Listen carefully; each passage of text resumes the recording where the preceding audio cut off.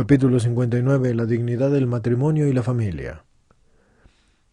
8 de abril del 81 a 12 de abril del 81. Nos conviene concluir ya las reflexiones y los análisis basados en las palabras pronunciadas por Cristo en el Sermón de la Montaña, con las cuales apeló al corazón humano, exhortándole a la pureza. Habéis oído que fue dicho: no adulterarás, pero yo les digo que todo el que mire a una mujer deseándola ya adulteró con ella en su corazón. Mateo 5, 27 y 28. Hemos dicho repetidas veces que estas palabras pronunciadas una vez a los determinados oyentes de ese sermón se refieren al hombre de todo tiempo y lugar y apelan al corazón humano, en el que se inscribe la más íntima y en cierto sentido la más esencial trama de la historia. Es la historia del bien y del mal, cuyo comienzo está unido en el libro del Génesis con el misterioso árbol de la ciencia del bien y del mal, y al mismo tiempo es la historia de la salvación cuya palabra es el Evangelio y cuya fuerza es el Espíritu Santo dado a los que acogen el Evangelio con un corazón sincero.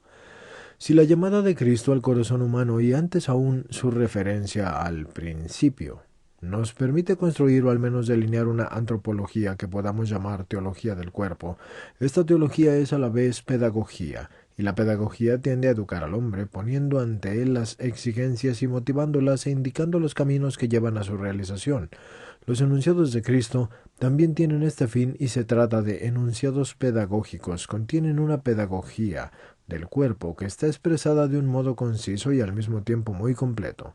Tanto la respuesta dada a los fariseos con la relación a la indisolubilidad del matrimonio como a las palabras del Sermón de la Montaña que se refieren al dominio de la concupiscencia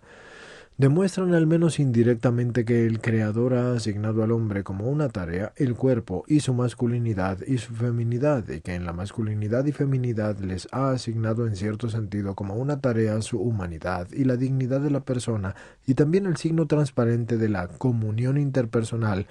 en la que el hombre se realiza a sí mismo a través del auténtico don de sí mismo hacia los demás, al poner ante el hombre las exigencias conformes a las tareas que le han sido confiadas. El Creador le indica a la vez al hombre como varón y como mujer los caminos que llevan para asumirlas y para realizarlas, y analizando estos textos clave de la Biblia hasta la raíz misma de los significados que encierran, descubrimos precisamente esa antropología que puede llamarse teología del cuerpo, y esta teología del cuerpo, que está fundada después en el método más apropiado de la pedagogía del cuerpo, y esto es decir, de la educación, y más aún de la autoeducación del hombre. Esto pues adquiere una actualidad particular para el hombre contemporáneo, cuyos conocimientos en el campo de la biofisiología y de la biomedicina han progresado mucho, y sin embargo esta ciencia trata al hombre bajo un determinado aspecto entre comillas, y por lo tanto es más bien parcial que global, y conocemos bien las funciones del cuerpo como un organismo.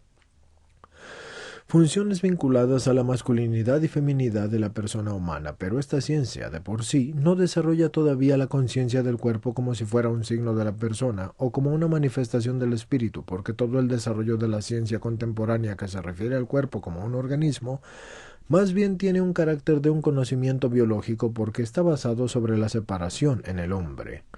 entre lo que en él es corpóreo y lo que en él es espiritual. Al servirse de un conocimiento tan unilateral de las funciones del cuerpo como un organismo, entonces no es difícil llegar a tratar el cuerpo de una manera más o menos sistemática como un objeto de manipulación. En este caso, el hombre deja, y esto es por así decirlo, de identificarse subjetivamente con su propio cuerpo, porque se le priva de significado y de la dignidad que se deriva del hecho de que este cuerpo precisamente es la persona misma,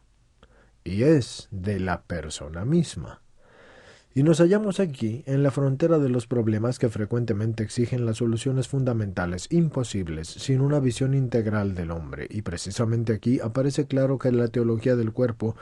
la cual nace de esos textos clave de las palabras de Cristo, se convierte en el método fundamental de la pedagogía, o sea, de la educación del hombre desde el punto de vista del cuerpo, en la plena consideración de su masculinidad y feminidad. Esa pedagogía puede ser entendida bajo el aspecto de una específica espiritualidad del cuerpo, y efectivamente el cuerpo en su masculinidad y feminidad es dado como la tarea al espíritu humano, lo que de modo estupendo ha sido expresado por San Pablo en el lenguaje que le es propio, y por medio de una adecuada madurez del espíritu, se convierte también en el signo de la persona, de lo que la persona es consciente y en auténtica materia de la comunión de las personas. Y en otros términos, el hombre a través de su madurez espiritual descubre pues el significado esponsalicio del propio cuerpo. Las palabras de Cristo en el Sermón de la Montaña indican que la concupiscencia de por sí no revela al hombre ese significado, sino que más bien al contrario lo ofusca y lo obscurece. El conocimiento puramente biológico de las funciones del cuerpo como un organismo que están unidos con la masculinidad y feminidad de la persona humana es capaz de ayudar a descubrir el auténtico significado esponsalicio del cuerpo solamente si va unido a una adecuada madurez espiritual de la persona humana, porque sin esto, ese conocimiento puede tener efectos incluso opuestos, y esto lo confirman múltiples experiencias de nuestro tiempo. Desde este punto de vista es necesario considerar con perspicacia las enunciaciones de la Iglesia contemporánea, su adecuada comprensión e interpretación, como también su aplicación práctica, y esto es precisamente la pedagogía. Esto requiere esa profunda teología del cuerpo que en definitiva ponemos de relieve, y sobre todo con las palabras clave de Cristo en cuanto a las enunciaciones contemporáneas de la Iglesia.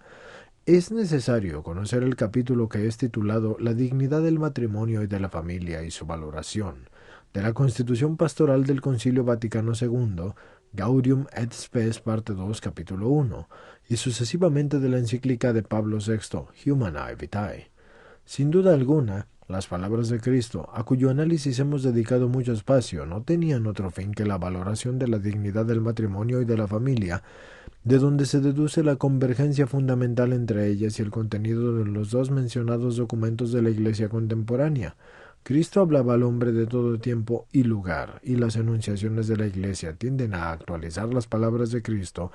y es por esto que deben interpretarse según la clave de esa teología y pedagogía que encuentran su raíz y apoyo en las palabras de Cristo. Y es difícil realizar un análisis global de los citados documentos del Magisterio Supremo de la Iglesia. Nos limitaremos a entresacar algunos pasajes de ellos. He aquí que, de modo el Vaticano II, al poner entre los problemas más urgentes de la Iglesia en el mundo contemporáneo la valoración de la dignidad del matrimonio y de la familia,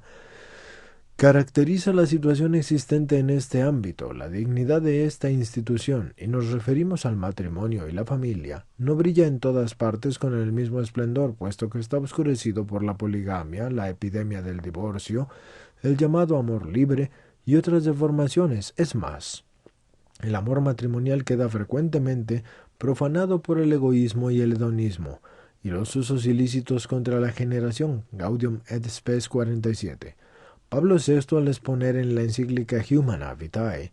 este último problema, escribe entre otras cosas que podría también temerse que el hombre, habituándose al uso de las prácticas anticonceptivas, acabara por perder el respeto a la mujer y etcétera, y de esta manera llegar a considerarla simplemente como un instrumento de un gozo egoísta, pero no como su compañera respetada y amada. Esto está en la Humanae Vitae, número 17. ¿Acaso nos encontramos ahora en la órbita de la misma urgencia que en otra ocasión provocó las palabras de Cristo sobre la unidad e indisolubilidad del matrimonio, como también las del Sermón de la Montaña, que son relativas a la pureza del corazón y al dominio de la concupiscencia de la carne, palabras que desarrolló más tarde con tanta perspicacia el apóstol Pablo? En la misma línea, el autor de la encíclica Humanae Vitae, al hablar de las exigencias propias de la moral cristiana, presenta al mismo tiempo la posibilidad de cumplirlas. Cuando escribe: